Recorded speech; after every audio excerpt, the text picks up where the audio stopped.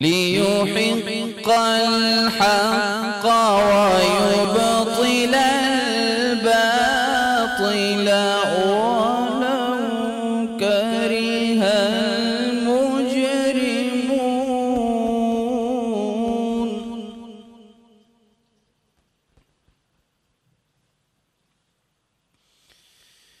Is तस्तगीसून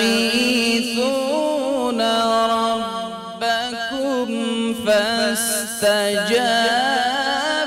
लकुम अन्नी मुमिद्दुकुम बिअल्फिम मिनल मलाइकति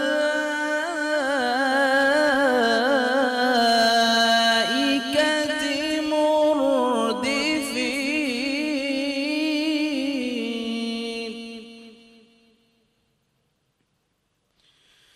वमा जअलहु अल्लाहु इल्ला बुश्रा वलितत्मइन्न क़ुलूबुकुम बिहि वमन नस्रु इल्ला मिन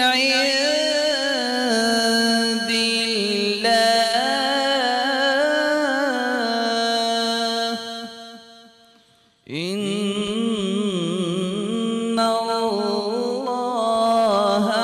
अज़ीज़ुन हकीम।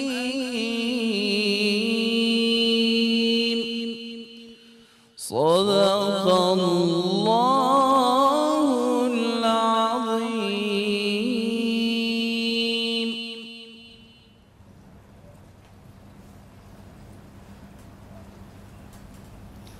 अस्सलामु अलैकुम नाज़रीन। अस्सलाम वालेकुम। आज 1439 हिजरी रमज़ानुल मुबारक का 17वां रोज़ा है माशाल्लाह। और तारीख़ ये हमें बताती है कि आज यानी कि 17 रमज़ानुल मुबारक यौम बदर एक बहुत बड़ा मार्का, कुफ्र और इस्लाम का सबसे पहला मार्का ग़ज़वा बदर पेश आया। मैं उस पर बाद में आता हूँ, लेकिन पहले मैं आपके सामने ये जो आयात तिलावत की गई हैं, जिनकी तिलावत का शर्फ हासिल किया मुफ्ती मोहम्मद यूसुफ वली साहब ने, उन आयात का आपके सामने पहले तर्जुमा रख देता हूँ। ये आयात सूरह अनफाल की आयत नंबर 7 से लेकर आयत नंबर 10 तक हैं। सूरह अनफाल बुनियादी तौर पर नाजिल ही ग़ज़वा बदर के बाद हुई है और इसमें जो अनफाल का जो लफ्ज़ है, अनफाल माल गनीमत को कहते हैं, और इसमें चूँकि मुसलमानों ने ये जानना चाहा, पूछना चाहा कि ये अनफाल, ये माल गनीमत किस तरह तकसीम होगा, डिस्ट्रीब्यूट कैसे होगा, तो अल्लाह ताला ने ये आयात नाजिल की। यसअलूनका अनिल अनफाल कुलिल अनफालु लिल्लाहि वर रसूल। अल्लाह ताला ने पहले तो एक जुमला ये बताया कि ये आपसे सवाल करते हैं अनफाल के बारे में, इनसे कह दीजिए कि ये अनफाल अल्लाह और उसके रसूल के हैं। तो इसके बाद फिर अल्लाह ताला के हुक्म से पैगम्बर सल्लल्लाहु अलैहि वसल्लम ने उसे डिस्ट्रीब्यूट फरमाया।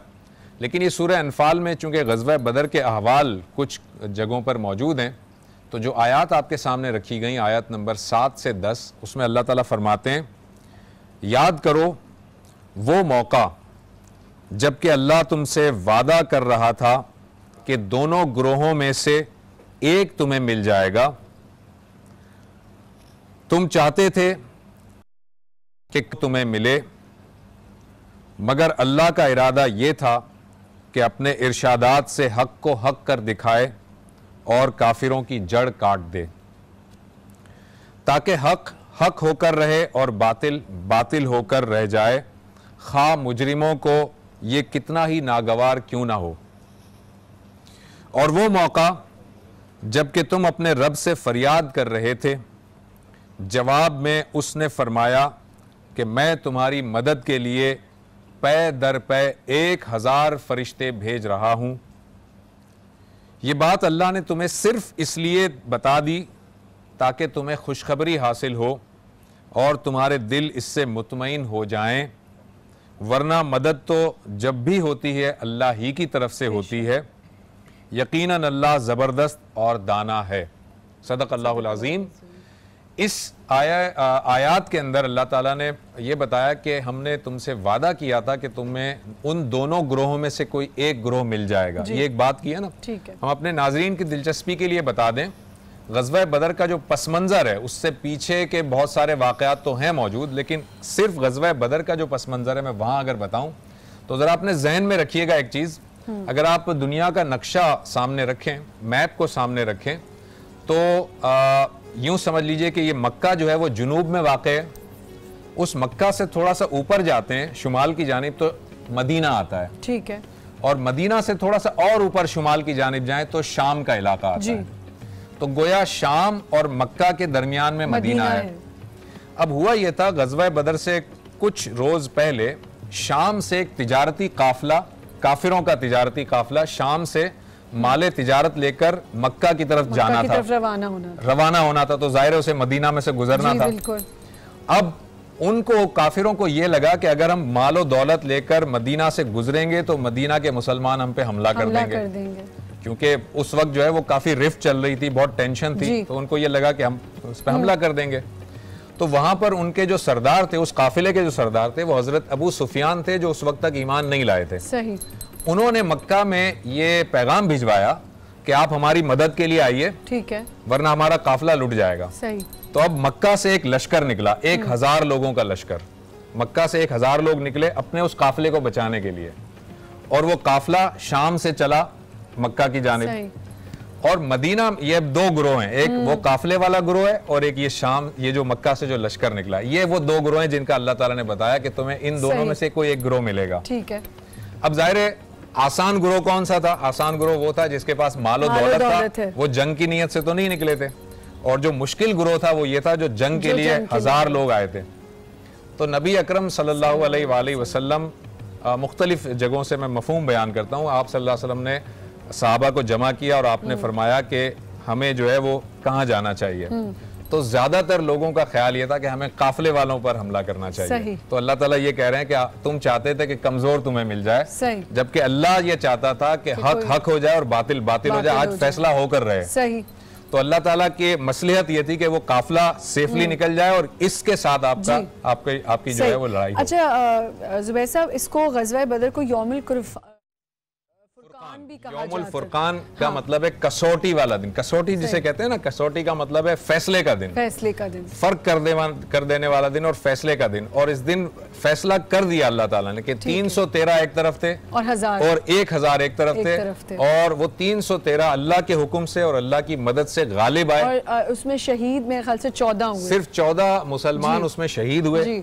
और जो कुफ्फार शहीद हुए, कुफ्फार जो कत्ल किए गए, मारे गए, हलाक हुए, वो कहीं पर 70 उनकी तादाद आती है, कहीं पर 72 आती है। सही। और तकरीबन इतने ही लोग उनके गिरफ्तार भी हुए। जी। और आज का हमारा सवाल भी ग़ज़वा बदर के ही हवाले से है। मैं सवाल रिपीट कर देती हूँ। आज का हमारा जो सवाल है उम्रे की टिकट के लिए, वो है ग़ज़वा बदर में मुसलमानों की तादाद क्या थी? ये गौर से सुनिए, तादाद क्या थी, ये आपने जवाब देना है। अपने फेसबुक पे आपके टिकर्स आपकी स्क्रीन पे होंगे, हमारे लिंक के, आप उस पर क्लिक कीजिए, वहाँ जाके जवाब दीजिए। अपना नाम और अपनी सिटी ज़रूर मेंशन किया करें। मैं रोज़ाना कहती हूँ कि सिटी अपनी ज़रूर मेंशन करें। जी। अच्छा, ये जो दो ग्रोह थे ना, इसमें चूंकि पैगम्बर सल्लल्लाहु अलैहि वसल्लम जो है वो अल्लाह ताला की मसलियत ये थी कि वो दूसरा ग्रोह मिले। मुसलमान चूंकि बार बार ये कह रहे थे, तो आप बार बार मशवरा करते थे साहबा से, आप कहते थे नहीं मजीद बताओ, मजीद बताओ। फिर हुआ ये, अल्लाह ताला का करना ये हुआ कि जो शाम से जो तिजारती काफिला आ रहा था ना, वो रास्ता बदलते हुए मक्का की जानिब चला गया। सेफली निकल गया, वो मदीना के पैरेलल रास्ते से निकल गया, सेफली निकल गया। और जो मक्का से जो लश्कर के लिए आ रहा था वो बदर के मकाम पर पहुंच गया और मुसलमान भी बदर पे पहुंच गए। ठीक है। और वहां पर यह मार्का हुआ। सही। और बदर की जो रात थी, यानी कि 17 रमजानुल मुबारक से पहले वाली जो रात थी, पैगंबर सल्लल्लाहु अलैहि वसल्लम गिड़गिड़ा कर अल्लाह ताला के हुजूर में इतना रोए और अल्लाह ताला के हुजूर खड़े हो गए। और आपने ये फरमाया कि या अल्लाह, जो कुछ मैं कर सकता था, जितना मैं मयसर कर सकता था, अफरादी कुव्वत तेरे सामने मौजूद है। और वो 313 थे, उनके पास घोड़े भी पूरे नहीं थे, ऊंट भी नहीं थे, तलवारें भी नहीं थी, लेकिन आप सल्लल्लाहु अलैहि वसल्लम इतना रोए और आपने फरमाया कि अल्लाह, अगर आज ये लोग हलाक हो गए, आज ये लोग जो है वो उनको शिकस्त हो गई, तो तेरा नाम लेने वाला दुनिया में कोई नहीं होगा। तो आज जो है वो मेरी लाज रख ले और इनको जो है वो फतह याब कर। तो अल्लाह ताला ने फरिश्तों के जरिए से मदद फरमाई और इसीलिए किसी शायर ने क्या खूब कहा है कि फजाए बद्र पैदा कर, फरिश्ते तेरी नुसरत को उतर सकते हैं गर्दों से, कतार अंदर आज भी सर से गुजर गया। मैं इसको आसान सा बता देता हूँ, मेरे तो सर से गुजर गया, मैं बता देता हूँ कि अल्लाह, ये जो शायर है वो ये कह रहा है कि आज भी अल्लाह ताला की मदद और नुसरत मौजूद है। मुसलमानों को चाहिए कि फजाए बदर पैदा करे, बदर वाला हौसला, बदर वाला जज्बा पैदा करे। अगर वो बदर वाला जज्बा और बदर वाला हौसला पैदा करते हैं मुसलमान, तो अल्लाह ताला जो है वो आज भी फरिश्ते आसमानों से उतार सकता है और आज भी तुम्हारी मदद कर सकता है, तुम्हारी नुसरत कर सकता है। सही है। इस पे मजीद आज एक और बात भी बता दूं कि आज ये तो खैर बहुत बड़ा वाकया है और गज़वा बदर के हवाले से यौम बदर 17 रमज़ानुल मुबारक को पूरी दुनिया में ये बहुत बड़ा एक मार्का था, तो इसलिए इसको तारीखी तौर पर बहुत बड़ी पजीराई मिली। एक और भी बात बता दूं कि 17 रमज़ानुल मुबारक हज़रत आयशा सिद्दीक़ा रज़ियल्लाहु अन्हा जो नबी अकरम सल्लल्लाहु अलैहि वसल्लम की ज़ौजा मुतहरा थी, उनका विसाल भी 17 रमज़ानुल मुबारक को हुआ।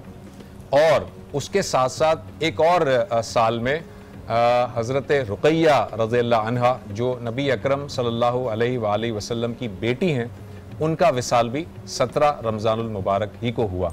तो ये तीन असल में ये वाक़यात हैं। और यौम बदर पे तो पूरी सूरह अनफाल है और यौम बदर से 10 साल पहले, तकरीबन 10 साल पहले मक्का में सूरह रोम नाजिल हुई थी। अच्छा। और उसमें सूरह रोम में अल्लाह ताला ने 10 साल पहले मुसलमानों को ये खुशखबरी बस इसी तरह बननी है ये। और दूसरी डिश जो है वो थोड़ी देर बाद बताएंगे। हम चलते हैं ज़ुबैर साहब के पास। जी, हमें दो इस वक्त मेहमानों ने ज्वाइन किया है, मैं उनका तारुफ करवा देता हूँ। मेरे साथ तशरीफ़ रखती हैं जनाब नवीदा अनीस साहिबा जो कि अल खिदमत फाउंडेशन से उनका ताल्लुक़ है। अस्सलाम वालेकुम जी। और उनके साथ हैं रिजवाना फ़ारूक जो कि एक एजुकेशनिस्ट हैं। रिजवाना, आपका भी बहुत शुक्रिया, आप प्रोग्राम में तशरीफ़ लाई। नाज़रीन, इनसे हम गुफ्तगू करेंगे आज के इस टॉपिक के हवाले से भी, अल खिदमत फाउंडेशन क्या कर रहा है उसके हवाले से भी, और एजुकेशनिस्ट जो हमारी रिजवाना है उनसे भी गुफ्तगू करेंगे तालीम के हवाले से। लेकिन इस वक्त हम चलते हैं एक कलाम की तरफ और इस वक्त मेरे साथ स्टूडियो में मौजूद हैं नासिर अल्ताफ़। नासिर, आप क्या सुनाएंगे जी? मैं हुजूर की शान में एक नात के चंद अशआर पेश करूंगा। जी, बिस्मिल्लाह कीजिए। करम की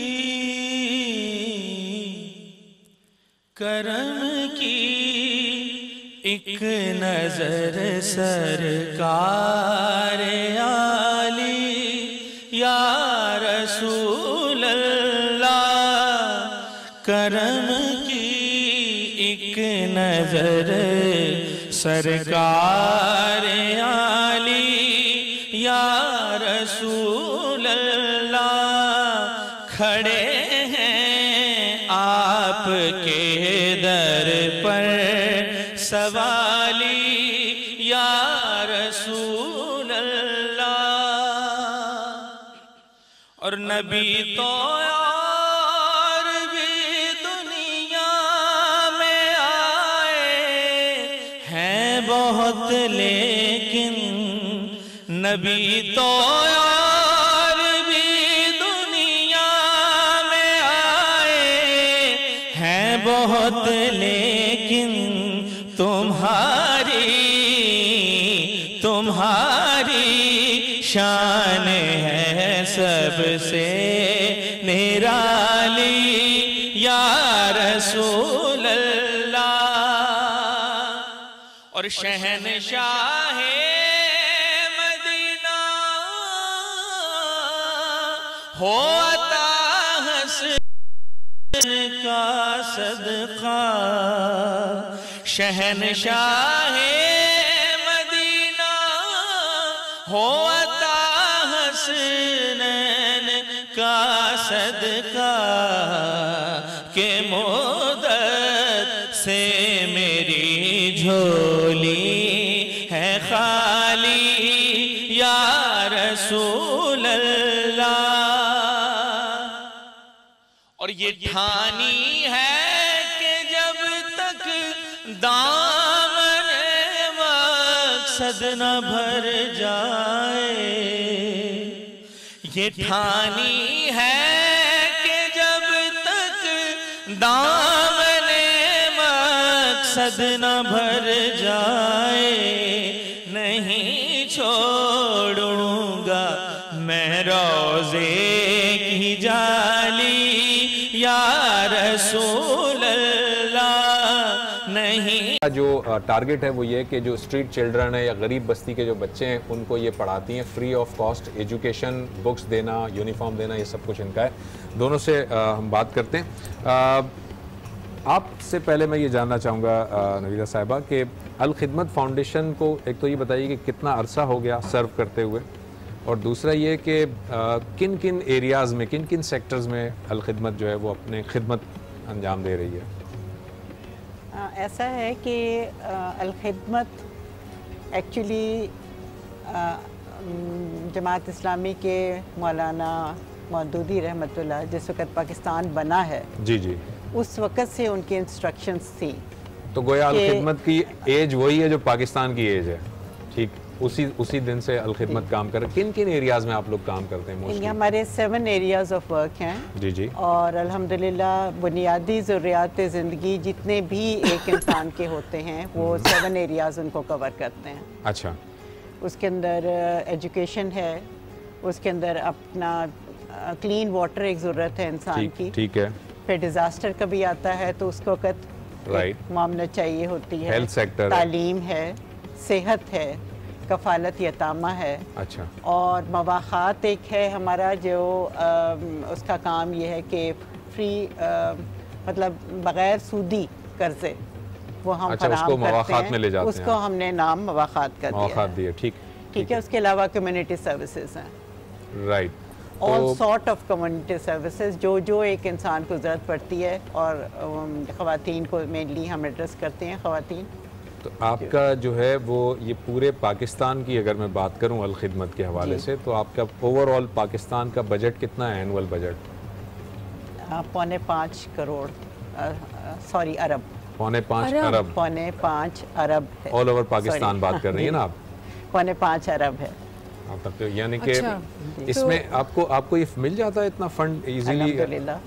अच्छा, माशाल्लाह से मिल जाता है आपको। नेचुरली तभी काम हो रहा है इतना, तभी वाकई काम हो रहा है। और लेकिन बहुत मुश्किल बात है कि इस तरह फंड रेज करना और एक ऐसा स्कूल चलाना इस लेवल का फंड रेज करना, इस लेवल में आप कर रही हैं, तो ये तो बहुत बड़ी बात है। आप यहाँ पे आप भी मौजूद हैं। मैं आपसे रिजवाना पूछना चाहूँगी कि ये जो नई रोशनी आप स्कूल चला रही हैं, ये कब से है और इसकी आप ही ने होल सोल स्टार्ट किया या कोई और लोग भी थे साथ? नहीं, ये तकरीबन मैंने 2 साल पहले एजुकेशन पे काम स्टार्ट किया था, नई रोशनी के नाम से स्कूल। क्योंकि नई रोशनी ये कि जो गरीब बच्चे हैं, मैं उनके पास खुद गई, उनके घरों में जाकर मैंने उनसे पूछा कि भाई किस वजह से वो तालीम हासिल नहीं कर पा रहे। तो उनके वालिदैन भी ज़ाहिर है मजदूरी करते डेली बेसिस पे जो उनके होते हैं, और एक घर में तकरीबन 3 से 4 बच्चे होते हैं जो ये तालीम हासिल नहीं कर पाते। तो मैंने जब उनके मसाए, वो बच्चे माशाल्लाह से इतने ज़हीन हैं कि पढ़ने का भी उनको शौक़ है।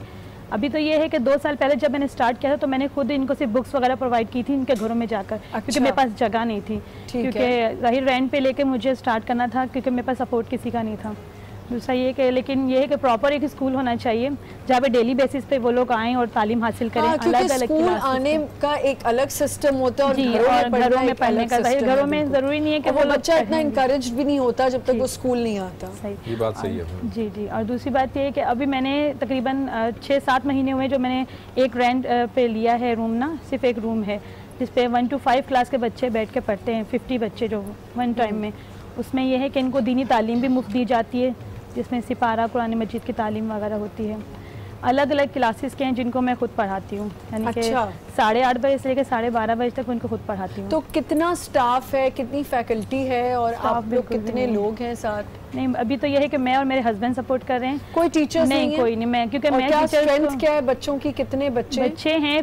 जब मैंने एडमिशन फॉर्म जमा किया था उनका 30 बच्चे थे, और जब मैंने स्टार्ट किया एक प्रॉपर एक रूम में भले स्टार्ट किया, लेकिन ये उसमें 50 बच्चे इस वक्त बैठते हैं, और 100 ऐसे हैं जो एडमिशन हो चुके हैं और पढ़ना चाहते हैं लेकिन जगह की कमी की वजह से नहीं पढ़ रहे, क्योंकि आपके पास जगह नहीं है। आप अभी बता रही थी कि एक रूम का बस एक रूम की वो भी विदाउट वॉशरूम, ठीक है, विदाउट वॉशरूम, क्योंकि उन्हीं की बस्ती में चाहिए था, उनको आने जाने में मसला ना हो।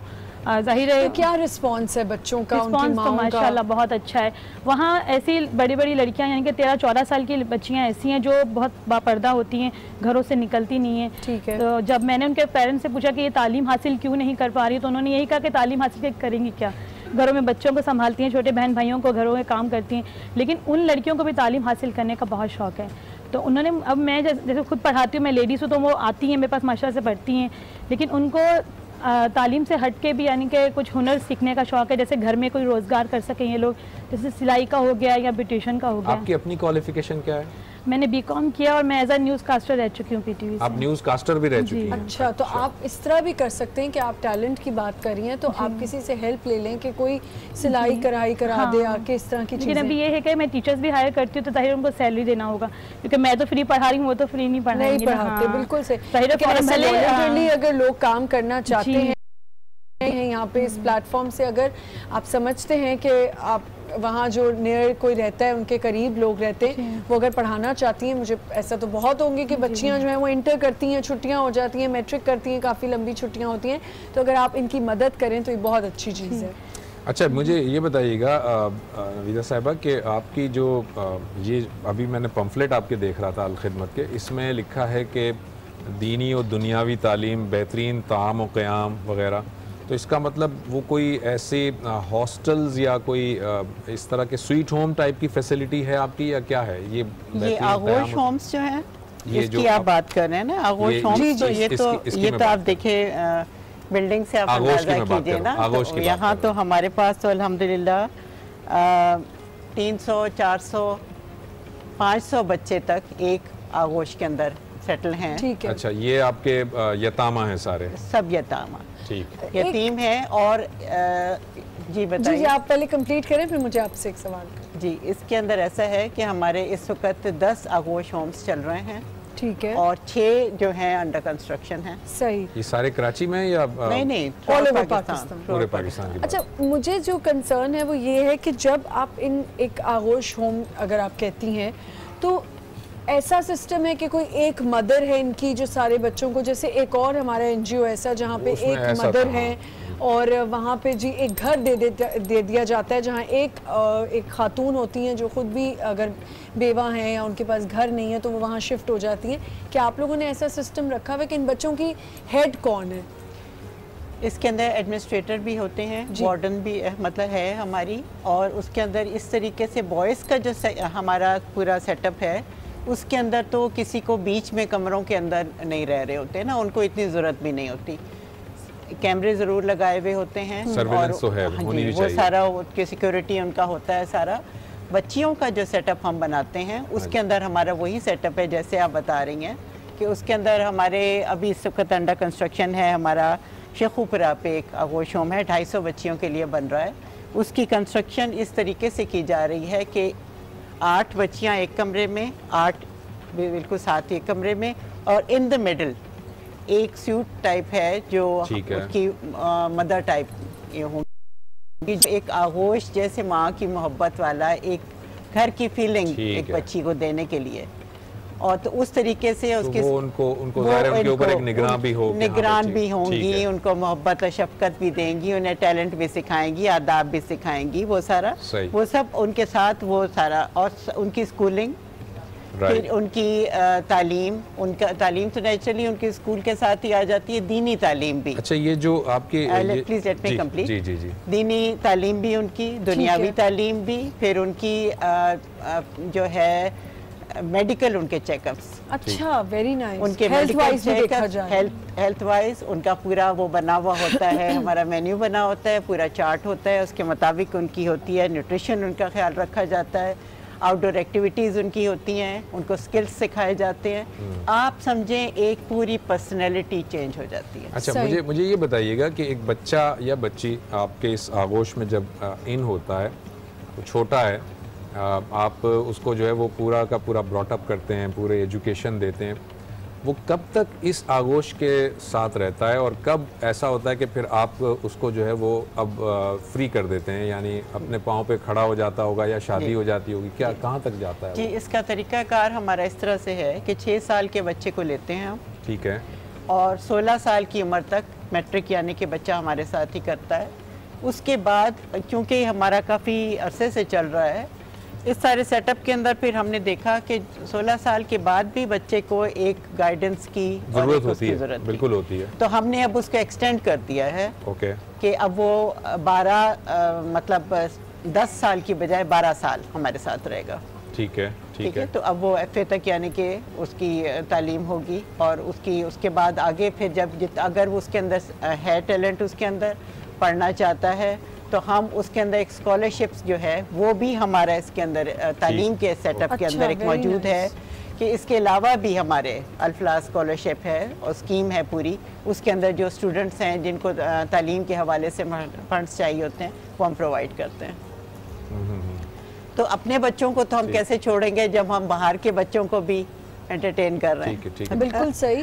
और एक सेकंड, आपने पूछा इनसे कि कब तक बच्चा रह सकता है, लेकिन अगर वो उसके बाद उसको कोई जॉब नहीं मिल रही है, ऐसा कुछ नहीं है। वही पूछना चाह रहा हूँ, या कोई बच्ची है, कोई बच्ची है और अगर शादी अगर उसकी होनी है या वो उसके पास कोई और जगह नहीं है, जैसे आगोश में वो रह रही है, लेकिन मैट्रिक कर लिया या BCom कर लिया, जो भी पढ़ाई कंप्लीट कर ली, तब तक तो वो वहाँ रह रही है। क्या ऐसा सिस्टम है कि वो हमेशा रह सकती है? फिलहाल हमेशा रहने तक का तो पूरा सेटअप हमारा नहीं बना। Where will she go? अगर लड़की है तो वो कहाँ जाएगी? देखिए, हाँ, मैंने आपको बताया बेटा कि हमारा जो एक कम्युनिटी सर्विसेज हैं, ठीक है, उसके अंदर क्या है कि हम उनको बच्चियों की शादी, हम खवातीन की कर देते हैं। जो आती हैं कि उनकी बच्चियों की शादियाँ के लिए उन्हें ज़रूरत होती है, तो शादियाँ हम करवाते हैं। अच्छा। हम उन्हें जॉब्स देते हैं, हम उन्हें स्किल्स उनके डेवलप करते हैं। IT क्लासेस हमने बना दी है, वहाँ तालीम देते हैं। फिर उसके बाद हमें तैयार कर देते हैं कि वो कहीं ना कहीं अकोमोडेट हो जाए, पाँव पर खड़ा इस तरह से कर देते हैं कि उसको हुनर सिखाने के लिए हमने जगह जगह सिलाई सेंटर खोले हुए हैं, जिनके अंदर उन्हें बाकायदा डिप्लोमा होल्डर हमारी जो टीचर हैं वो उन्हें स्किल डेवलप उनका करती हैं। उनको जब वो सीख लेती हैं तो उसके बाद सिलाई मशीन इनाम में साथ दी जाती है। अच्छा, ताकि वो कर सके, उसको कंटिन्यू कर लें, कोई भी चीज कर सके। बेसहारा तो हम किसी को छोड़ता ही नहीं। अच्छा रिजवाना, आपके आगे फ्यूचर में क्या प्लान्स हैं? आप क्या करना चाह रही हैं? ये है कि आपका कमरा तो अब फुल हो गया, ऑक्यूपाइड, अब क्या करना है? लेकिन ये है कि 5 या 6 रूम्स का कोई हो के 5 तक तो कम से कम स्कूल स्टार्ट हो, जो बच्चे हैं जो पेंडिंग पे हैं वो स्टार्ट कर सकें एजुकेशन, क्योंकि उनको पढ़ने का भी शौक है। अच्छा, उसके अलावा आप दोनों जो खवातीन हैं, मैं दोनों से कहूँगा कि आप दोनों एक 1.5 मिनट जो है वो उस कैमरे पर, अगर हमारे नाजरीन से कोई डायरेक्ट बात करना चाहें तो आपके लिए वो कैमरा है, आप वहाँ बात कर सकती हैं। आप कीजिए, कोई मैसेज देना चाहें आपका आप कर दीजिए पहले। देखिए, मैसेज तो मैं ये दूंगी, मैं आई थी तो यहाँ बात हो रही थी ग़ज़वे बदर की। जी हाँ, आज यौम बदर है ना जी। बहुत खुशी हुई मुझे, बहुत अच्छी आपकी गुफ्तगू थी। और वाकई जैसे रमज़ान हमारा ईमान, एक तो ये आपके प्रोग्राम का नाम भी बहुत ऐसा है कि वाकई एक दिल के अंदर ना एक वो कैफियत पैदा होती है। जी, thank you so very much. अच्छा, उसके बाद देखें कि हमें ये तालीम जो है अल्लाह के नबी सल्लल्लाहु अलैहि वसल्लम ने जो दी है, एक हदीस मेरे जहन में आ रही है कि अद्दुनिया मज़रातुल आखिरा, दुनिया जो है वो आखिरत की खेती है। बिल्कुल ठीक। अब इस दुनिया की खेती के अंदर अगर हम देखें, समझते हैं कि हम तो कोई जनरल आप लोगों से मिलें तो उनका एटीट्यूड यही होता है कि हम तो कोई बुराई नहीं कर रहे, हम तो गलत काम नहीं कर रहे। हाँ, लेकिन मुझे ख्याल ये आता है कि अगर एक किसान के तौर पर हम उसको लें, दुनिया आखिरत की खेती है, तो किसान अगर बैठा रहे और वो कहे मैं तो कोई गलत काम नहीं कर रहा, और जो वक़्त है उसके पास, जो सलाहियत है उसके पास, जिसमें उसने बीज बोना है, उसने आबियारी करनी है, उसने पौधे निकालने हैं, खेत तैयार करना है, सही है, तो उस सारे टाइम पीरियड को अगर वो ज़ाया कर देता है, वो ज़ाहिर नाकाम हो जाएगा फिर। सही है, बिल्कुल ठीक। तो मेरा पैगाम ये है कि जो हमारी बहनें, हमारे भाई जिनके पास वसाइल हैं, वक्त है, सलाहियत है, तो आगे बढ़ें। और अल खिदमत जैसे इदारे जो हैं, जाहिर है कि ये मैंने तो अपने नाजरीन की मालूमात के लिए पूछा था, लेकिन सब जानते हैं। अल खिदमत को कौन नहीं जानता? अल खिदमत का इदारा जो है वो बड़ा मुस्तनद इदारा है, तो आगे बढ़िए, हेल्प कीजिए इनकी, ताकि ये ज़्यादा से ज़्यादा कम्युनिटी सर्विसेज कर सकें। जी रिजवाना, आपका मुझे तो यही कहना है कि मैं चाहती हूँ कि जो बच्चे तालीम से महरूम हैं, हम मतलब अपने बच्चों से हटकर उन बच्चों को देखें आसपास जो तालीम अफोर्ड नहीं कर सकते लेकिन उनको पढ़ने का शौक़ होता है। और दूसरा ये कि जो लड़कियाँ पढ़ना चाहती हैं, उनके पेरेंट्स मना करते हैं कि वो तालीम हासिल ना करें, उन लड़कियों को भी आगे लाएं और उनको जो घर में रोज़गार हासिल करने के लिए कुछ सीखना है, जैसे सिलाई हो जाए, बात जो इन्होंने हाँ, जैसे सिलाई हो जाए या कोई ब्यूटिशियन या कोई घर में बैठकर बापर्दा जैसे हैं वो तो घर में बैठ के कुछ रोज़गार कर सकें, उस हवाले से सीखना चाहिए। दूसरा ये कि तालीम जो बच्चे पेंडिंग पे हैं उनके हवाले से बात करना चाहूँगी। जी, यहाँ पे हमें ब्रेक लेना है, एक हाँ ब्रेक लेना है, लेकिन आप अभी रेडी है ना? डे लाइट नाम है इसका। ठीक है। उसके लिए मैंने क्या किया था, दही ले लिया था 1 किलो, उसको अच्छा सा फेंट लिया था। उसमें मैं क्या ऐड करूँगी, कंडेंस्ड मिल्क है, ये 400 ग्राम का टिन था, ये ले लें आप, ये इसमें पूरा चला जाएगा। Condensed milk? Condensed milk. ये क्या होता है भाई? ये होता है मीठा दूध होता है। अच्छा। हाँ। इसको वो कर लेते हैं ना, थिक कर लेते हैं, थिक। हाँ। और दूध होता है ये जब भी कोई ऐसी किसी प्रोसेस से प्रोसेस डिश बनाते हैं उसमें यूज होता है। जी, और क्रीम भी डालेंगे और क्रीम है इसमें। वो चली जाएगी, बिल्कुल मजा नहीं आता क्रीम वाली चीजों में। काफी हेवी किस्म की अच्छा, डिश है। क्रीम जो है ना वो स्वीट डिशेस में तो अच्छी लगती है, but I don't know for some reason ये जो खाने होते हैं मलाई चिकन या इन चीजों में मुझे नहीं पसंद ये क्रीम। अपना फ्लेवर अपना फ्लेवर होता है पर मुझे उसमें नहीं पसंद, सही। बट आई लाइक क्रीम के उसमें अब जब स्वीट डिशेस में डालते हैं। अच्छा, 1 किलो दही में मैंने 1 कैन पूरा जो है टिन जो है वो कंडेंस्ड मिल्क का ऐड किया था। 400 ग्राम मैंने इसमें जो है यानी 2 पैकेट 200 ग्राम के आप ले लीजिएगा क्रीम के, वो इसमें ऐड कर दिए थे। इसको अच्छा सा मिक्स करना है।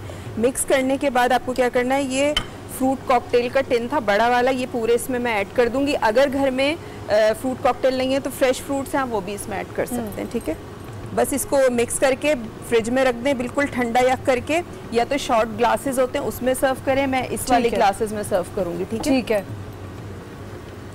चलें जी, खत्म हमारी रेसिपी।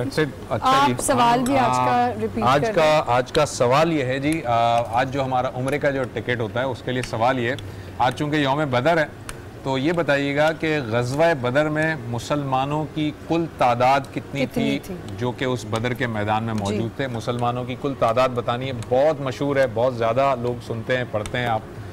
वो आप हमें फेसबुक पे जाएंगे, वहाँ पर अपना जवाब रिकॉर्ड करवाएंगे और हम उसके जवाब के बाद इफ्तार के वक्त उम्रे का टिकट अनाउंस करेंगे। चलते हैं कलाम की जानिब। सलमान सत्तार कादरी मेरे साथ मौजूद हैं। सलमान, क्या सुनाएंगे आप? आपकी इस इफ्तार ट्रांसमिशन में मुझे भी शामिल हाल किया। बहुत खूबसूरत कलाम जो हमें बदर के हवाले से नात है, उसी में उसका जिक्र भी है। जी, बिस्मिल्लाह। हुदूद ताईरे सिदरा हुजूर जानते हैं। हुदूद ताईरे सिदरा हुजूर जानते हैं। हुदूद सिदरा हुजूर जानते हैं। कहाँ है अर्शे मौला हुजूर जानते हैं। कहाँ है अर्शे मौला हुजूर जानते हैं। उन्हें खबर है कहीं से, पढ़ो दुरूद उन पर। उन्हें खबर है कहीं से, पढ़ो दुरूद उन पर कि तमाम दहारे का नक्शा हुजूर जानते हैं। कहाँ है अर्शे मौला हुजूर जानते हैं।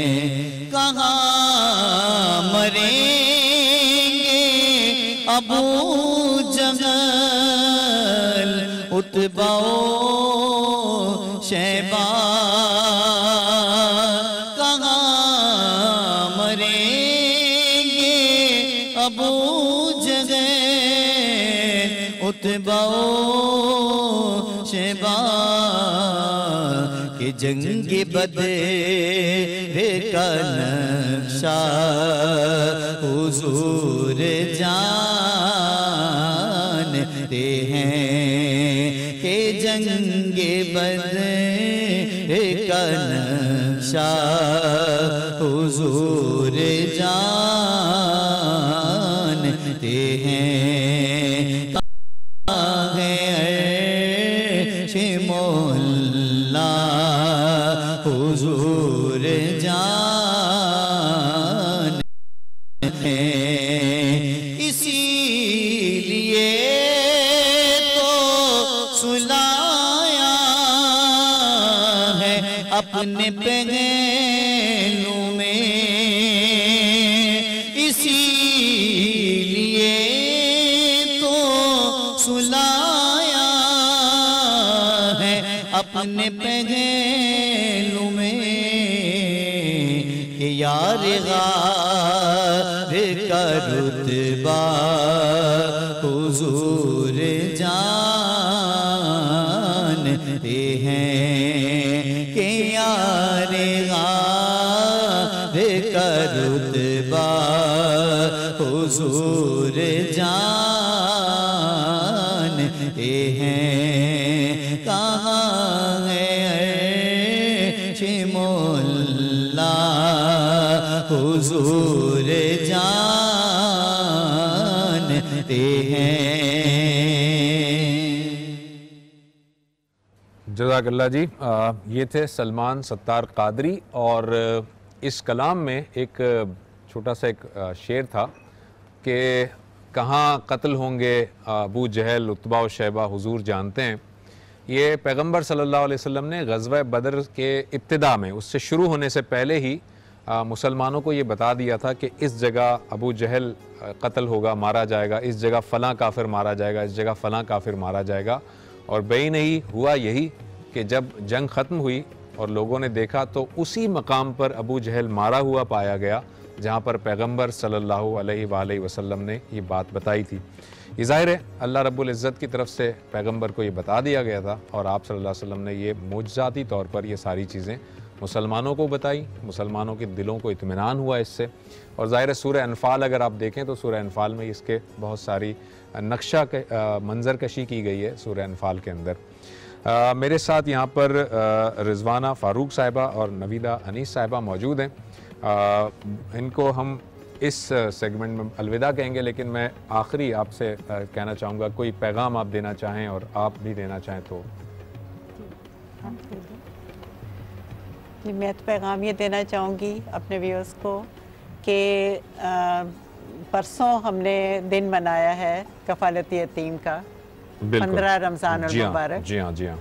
और एक बहुत बड़ा ये काम है ना सिर्फ उस यतीम के लिए कि जिसकी हम कफ़ालत का ज़िम्मा अगर ले लें या उससे हेल्प आउट करें, बल्कि हमारे अपने लिए, हमारे अपने लिए कि अल्लाह के नबी सल्लल्लाहु अलैहि वसल्लम का फरमान था कि जिसने एक हाथ एक यतीम के सर पर रखा और उस हाथ के नीचे जितने बाल आएंगे उतनी उसकी नेकियां लिख ली जाएंगी।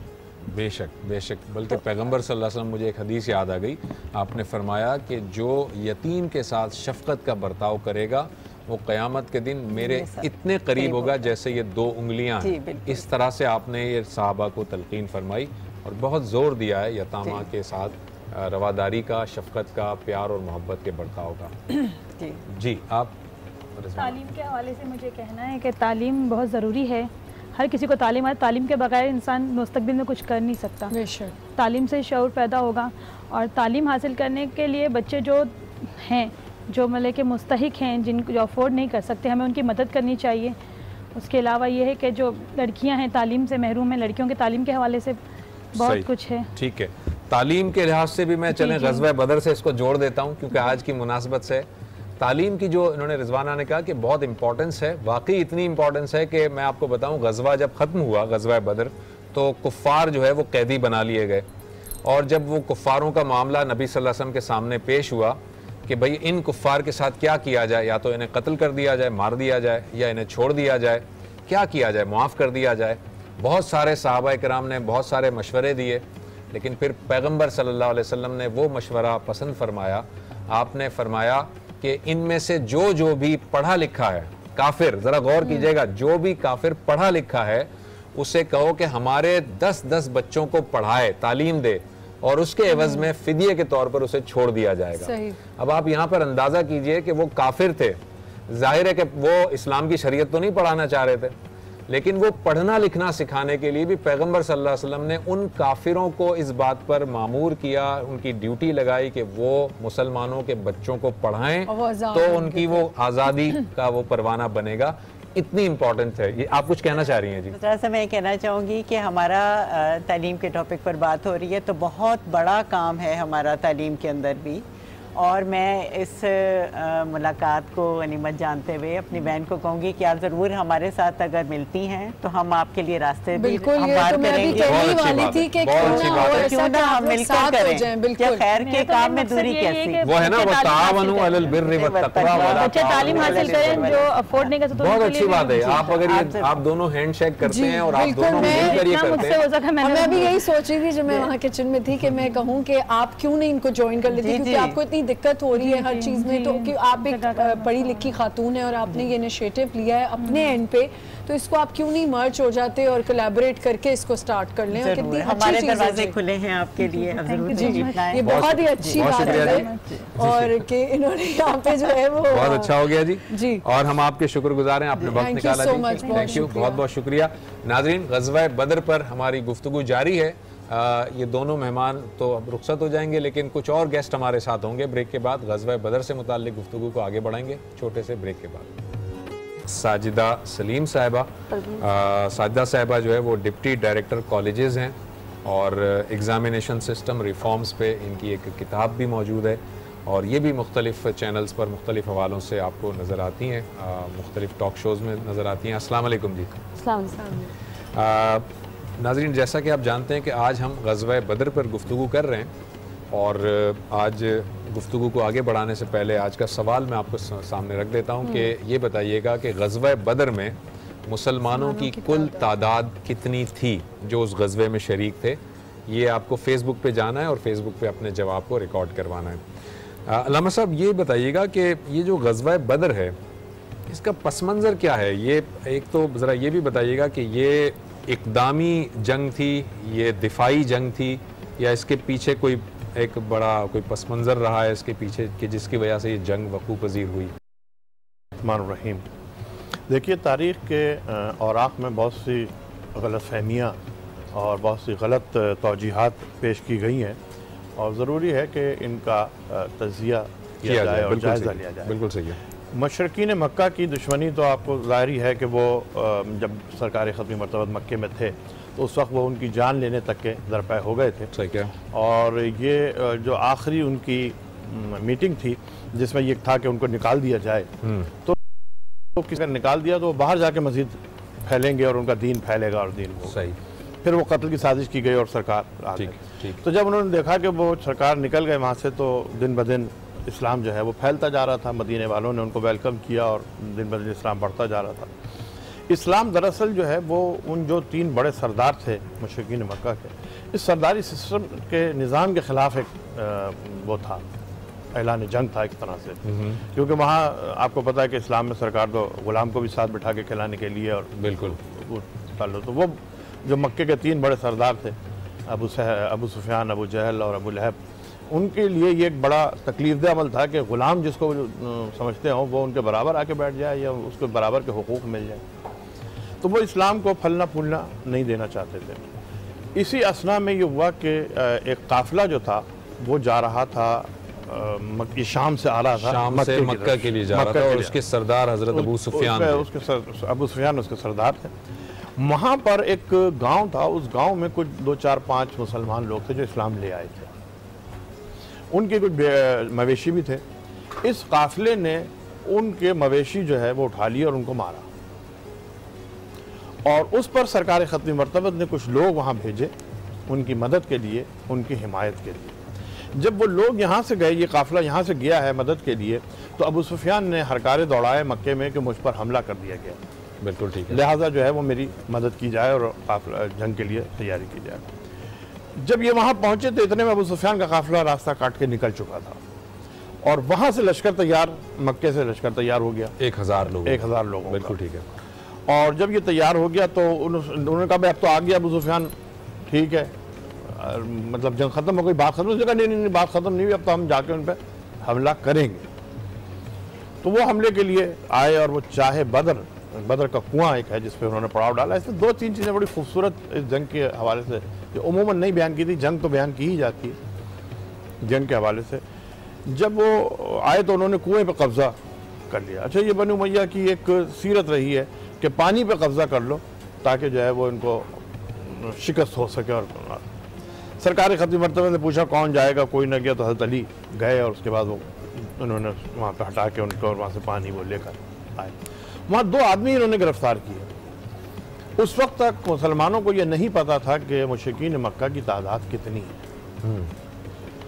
तो सरकार ने उन 2 आदमियों से पूछा ऊँट कितने ज़िबा करते हैं, वो ऊँट कितने ज़िबा करते हैं। उन्होंने कहा कि उन्होंने अंदाज़ा लगाया 9 से 10 ऊँट, कभी 9 ऊँट ज़िबा होते हैं, कभी 10 ऊँट ज़िबा होते हैं, एक दिन 9 एक दिन 10। बिल्कुल। तो सरकार ने कहा कि 1000 इसमें सिपाही शामिल है। बिल्कुल ठीक। अच्छा, ये तो आपने पस मंज़र बताया, बड़ा खूबसूरत।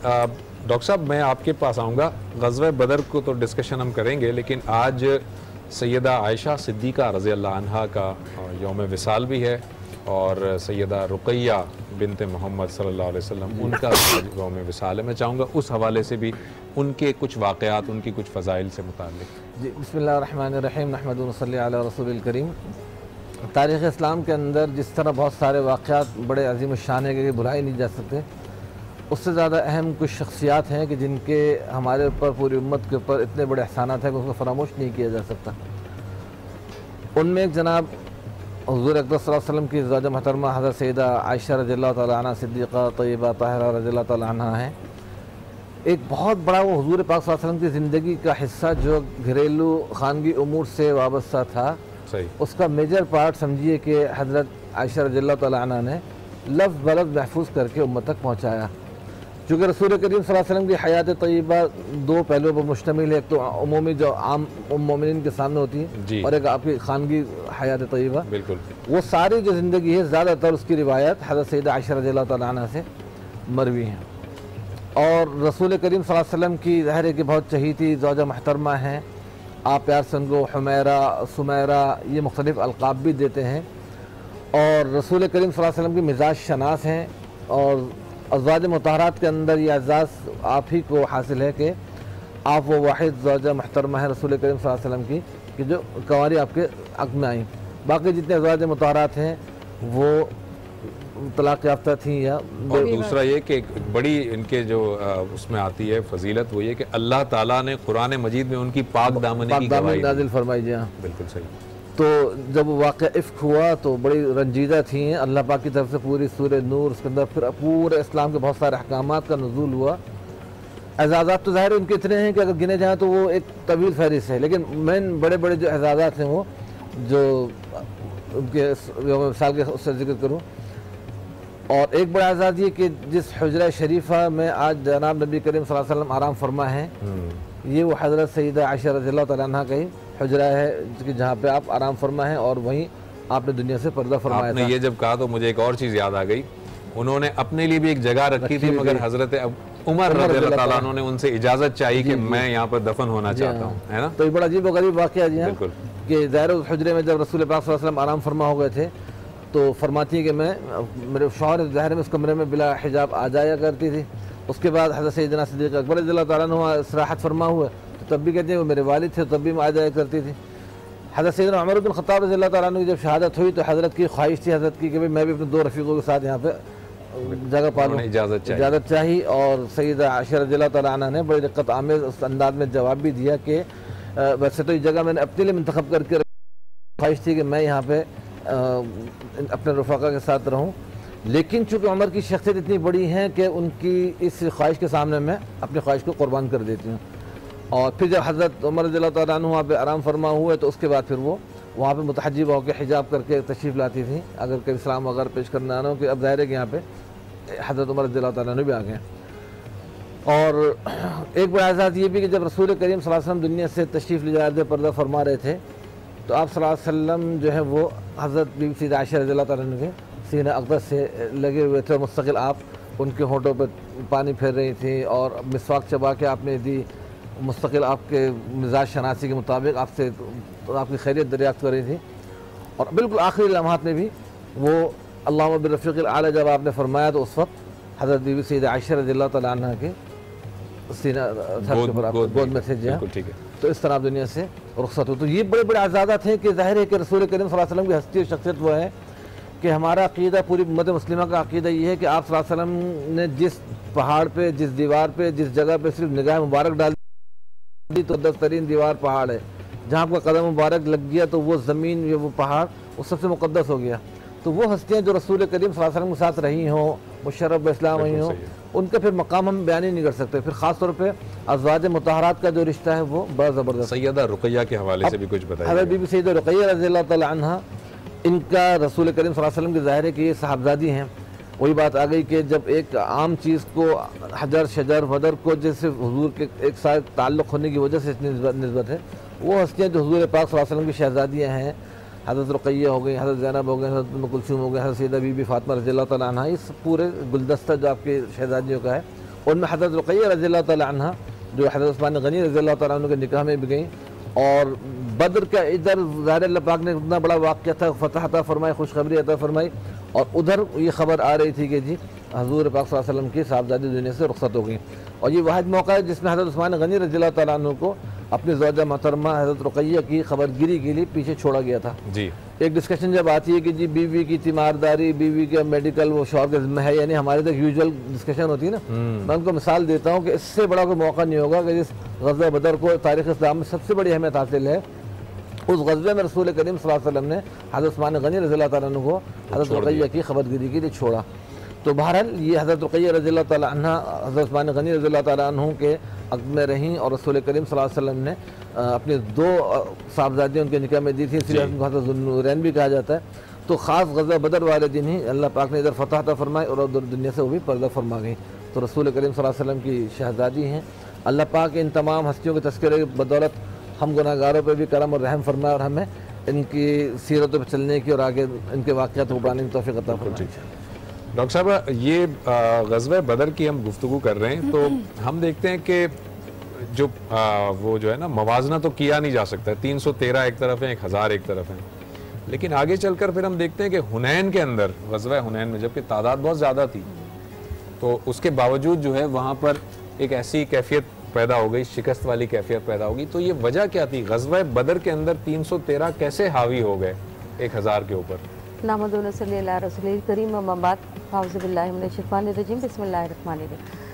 ज़ुबैर साहब, सबसे पहली बात तो यह है कि जब हम तारीख़ इस्लाम का मुताला करते हैं और मवाजना करते हैं दूसरे तमाम तर ग़ज़वात से, तो ये वो पहली, बहुत सारे लोग उसको बहुत तरह से लेते हैं कि हक़ व बातिल का पहला मार्का, पहली जंग। इससे पहले अभी मौलाना साहब जो बता रहे थे कि इक़्तिसादी, तमद्दुनी और तमाम तर बाइकॉट जो चल पड़ा था, ये एक बाकायदा एक ऐसा रिकॉर्ड था जिसने उन मुसलमानों के कि जो उस वक्त दायरे इस्लाम में दाखिल हुए थे, तकलीफ़ें उठा के, मुसीबतें उठा के अपनी ही जगह को छोड़े हुए लोग थे, उनके अंदर एक तरह का जज्बा ईमानी जो उस वक्त ऐसा था वो जो बेदार हो चुका था। और सबसे बड़ी बात, 2 चीज़ें उसमें नज़र आती हैं, अताअत इलाही और अताअत रसूल सल्लल्लाहु अलैहि वसल्लम। अताअत रसूल का यहाँ तक का ताल्लुक़ है जो आपने कह दिया, जबकि आपको मालूम था, ये डिटर्मिनेंट था, ये लेवल ऑफ सर्टेनिटी ये थी कि आपको मालूम था कि इस जंग में किल्लत के बावजूद किल्लत कसरत के ऊपर हावी आ जाएगी और हम गालिब होंगे और वो मगलूब होंगे, लेकिन उसके बावजूद रसूलुल्लाह सल्लल्लाहु अलैहि वसल्लम का अल्लाह के सामने गिड़गिड़ा कर दुआ मांगना, ये इस बात का इंडिकेशन है, ये इस बात का इशारा देता है कि बावजूद इसके कि असबाब ज़ाहिरी तो नज़र नहीं आ रहे, वो किल्लत नज़र आ रही है, लेकिन उसमें जो स्ट्रेटेजिक जो वॉर की आपको हिकमत अमली नज़र आती है, वो पहली दफ़ा इस ग़ज़वा बदर के अंदर नज़र आई। पड़ाव के ऊपर, बुलंदी के ऊपर पड़ाव डालना और ऊपर से तमाम चीज़ों का नज़र आना कितनी बड़ी बात है। और फिर उसमें अल्लाह की नुसरत का शामिल होना, ये अल्लाह की नुसरत तो एक दूसरा सप्लीमेंट कैरेक्टर है ना। लेकिन उस वक्त जो मुसलमानों का जो अपना जो जज्बा हुब था, जो जज्बा हुब्बे रसूल सल्लल्लाहु अलैहि वसल्लम था, और रसूल के ज़रिए अल्लाह ताला के ऊपर जो ईमान, यक़ान और इखलास की कैफियत। आपको थोड़ा सा यहाँ रोकेंगे, यहीं से कंटिन्यू करेंगे। हम एक छोटे से ब्रेक पे जाना है, जब ब्रेक से वापस आएंगे तो इसी बात को हम कंटिन्यू करेंगे। एक छोटा सा break, will be right back.